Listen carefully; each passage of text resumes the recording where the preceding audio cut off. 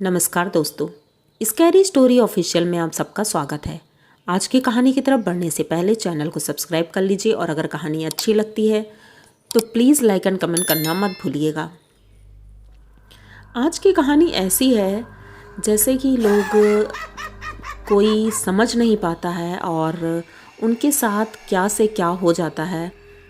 ये ऐसी चीज़ है जैसे कि अब किसी के घर में अच्छी खासी कमाई हो रही है या किसी की बहू बहुत सुंदर आ गई है, तो ये कुछ लोग ऐसे होते हैं जो उनका अच्छा नहीं देख सकते हैं, तो उनके लिए बहुत बुरा कर देते हैं। जैसे काला जादू हो गया, टोना टोटका हो गया, ये सारी चीज़ें कर देते हैं और उन्हें ये नहीं पता होता है कि किसी के लिए भी ये करना अच्छी बात नहीं होती है, क्योंकि अगर उसका 50% नुकसान होगा तो 50% आपका भी नुकसान होगा। तो कभी भी ऐसी चीज़ें करने के लिए नहीं सोचना चाहिए। तो यही कहानी है आज की, और ये कहानी है नीरज की। नीरज ने बताया कि उनके गांव में ऐसा होता है, और जब मैं ये कहानी आपको लिख रहा हूँ तो मैंने सोचा नहीं था कि आप भी ट्रस्ट करोगे, क्योंकि बहुत लोगों ने इस पे कोई ट्रस्ट नहीं किया। वो बताते हैं उनका घर पहाड़ों की तरफ गांव में है और ये वहीं पर खेती करते हैं। उनके पिताजी हैं, माताजी हैं, उनके 2 भाई हैं। सब लोग अच्छे से रहते हैं। ये लोग ब्राह्मण हैं और घर में पूजा पाठ और मांस वगैरह तो बिल्कुल नहीं खाया जाता है। वहीं एक तरफ इनके गांव की दूसरी तरफ एक घर है जहां पर लोग मांस मदिरा सब कुछ खाते पीते हैं, किसी को कोई ऐतराज़ नहीं है। लेकिन ये लोग उनसे ज़्यादा मतलब नहीं रखते हैं। जो वो लोग के निकलने का रास्ता है वो लेकिन इनके गांव के बीच से होकर जाता है। तो ऐसे ही एक घर है जो दूसरी तरफ, जहाँ पर वो लोग मांस मदिरा खाते हैं, उनके यहाँ एक औरत रहती है और उनके सास ससुर भी हैं। लेकिन अभी कुछ दिनों पहले उनकी सासू माँ की डेथ हो गई थी, तो वो बहू है और ससुर जी हैं। ये दोनों रहते हैं और अच्छे से रह रहे हैं, कोई प्रॉब्लम नहीं है। एक दिन उनकी बहू इनके गांव के बीच से निकलकर जा रही होती है और चिकन लिए होती है हाथ में। उसमें अजीब सी स्मेल आ रही थी। जब वो गांव के बीच से निकलकर जा रही थी तो इन लोगों ने देखा और इनके पिताजी नीरज के, उन्होंने उसे बहुत भला बुरा बोला और बोला कि तुम हमारे गांव में बीच से ऐसे कैसे निकल के जा सकती हो ये चिकन लेकर के। तो वो भी लड़ाई करती है और इनके पिताजी भी बहुत उल्टा सीधा बोलते हैं, इनकी माँ भी बोलती हैं। वो चुपचाप जा ही रही थी, तभी उनके ससुर जी आ जाते हैं। वो माफ़ी मांगते हैं लेकिन उनसे भी बहुत ज़्यादा बहस हो जाती है। उनकी एक तरह से बेइज्जती हो जाती है पूरे गांव के सामने। अब इस चीज़ का तो बदला लेना ही था।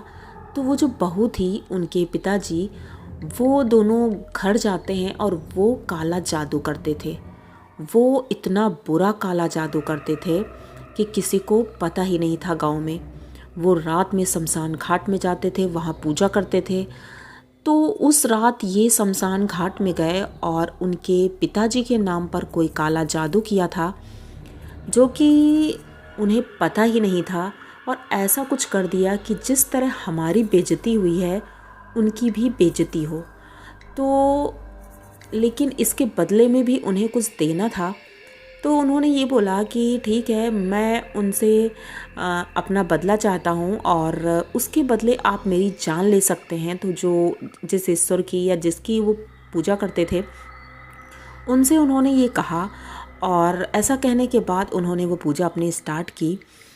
उसके बाद कुछ दिनों बाद नीरज के बड़े भैया की शादी हुई, और शादी के बाद जब नई बहू घर आई थी, उसके साथ ऐसी ऐसी घटनाएं होने लगीं कि रात में उसे कोई दिखता था, उसके साथ गलत चीज़ें होती थी, कोई उन्हें टच करता था। सुबह उठने के बाद उनके शरीर पर नाखूनों के निशान होते थे और उन्हें एकदम क्लियर कोई ना कोई अपने घर में दिखता था।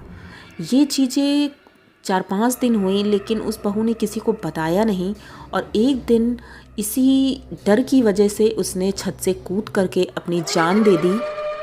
गांव वालों ने सोचा कि इन लोगों ने शायद दहेज की वजह से उसको मार दिया है, और इस वजह से पुलिस भी आई। लेकिन जब छानबीन की गई तो पता चला कि दहेज इन लोगों ने मांगा ही नहीं था, ये लड़की के घर वालों ने भी बोला। तो फिर आखिर उसकी मौत कैसे हुई, किसी को कुछ समझ में नहीं आ रहा था। तभी उनके भैया की दूसरी शादी के लिए रिश्ते आने लगे। अब दूसरी शादी भी जब हुई तो वो जो उनकी पत्नी आई थी उसके साथ भी वही चीज़ें होने लगी। तब उसने इन लोगों को बताया और सब कुछ बताया, लेकिन ये लोग इतना विश्वास नहीं कर रहे थे। लेकिन नीरज ने कहा कि भाभी के साथ अगर ऐसा कुछ हो रहा है तो वो झूठ तो नहीं बोलेंगी। तो इनके माताजी बोलती हैं चलो पास के एक मंदिर में पुजारी जी हैं, उनके पास चल के पूछते हैं हम। तो जब ये पुजारी जी के पास जाते हैं, उनको बताते हैं सब कुछ, तो पुजारी जी कहते हैं कि तुम्हारे घर में किसी ने काला जादू किया है जिससे तुम्हारा घर बर्बाद हो जाए और तुम लोगों का मजाक उड़े। तो इसके लिए इनके पिताजी बोलते हैं अब हमें क्या करना होगा। तो वो बोलते हैं कि नीरज की शादी किसी जानवर के साथ करवा दो, वरना इसकी वाइफ भी जो आएगी उसके साथ भी ऐसा ही होगा। तो ये लोग यही प्लान करते हैं।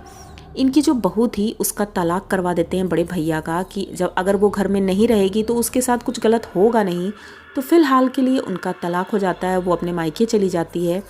इधर नीरज की दूसरी शादी एक बकरे के साथ करवा दी जाती है और पंडित जी पूजा करते हैं जिससे कि उनके बहू यानी बकरा, उसका कुछ नहीं होता है, वो उसे कोई प्रॉब्लम नहीं होती है, सब कुछ ठीक हो जाता है।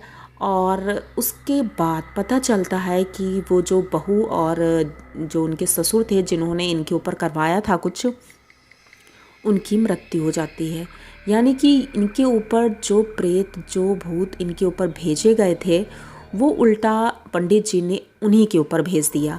और वैसे भी ये तो होना ही था क्योंकि उन्होंने किया था और प्रॉमिस भी किया था कि मेरी जान चली जाए लेकिन उनकी बर्बादी मैं चाहता हूँ। तो इनकी बर्बादी तो नहीं हो पाई, पंडित जी ने बचा लिया, लेकिन उनकी जान नहीं बच पाई, वो मर गए। अब वो उनकी बहू रह गई है घर में अकेली, और वो भी अब काला जादू सीख रही है। लेकिन इन लोगों ने अब ये गांव छोड़ दिया है, अब दूसरी जगह रहते हैं। नीरज जी बताते हैं कि हम लोगों ने बहुत कुछ झेला था उन दिनों में, एक एक बात बताना बहुत मुश्किल है, लेकिन इतना ही समझ लीजिए कि एक भाभी तो हमारी नहीं रही और दूसरी का तलाक हो गया था। उसके बाद दोबारा से उनकी शादी करवाई गई, फिर नीरज जी की भी शादी हो गई है, अब सब कुछ ठीक है और दूसरी जगह ये लोग खुशी खुशी रह रहे हैं। तो ऐसा भी होता है, ऐसे बहुत जगह होता है, किसी को पता चल पाता है, किसी को नहीं चल पाता है। तो कैसी लगी आप लोगों को ये कहानी? अगर अच्छी लगी हो तो प्लीज़ चैनल को सब्सक्राइब करिए, लाइक कमेंट करिए, शेयर करिए। इसी तरह की नई और अनोखी कहानियाँ मैं लेके आती रहती हूँ। तो मिलते हैं फिर किसी नई कहानी के साथ, तब तक के लिए डरते रहिए।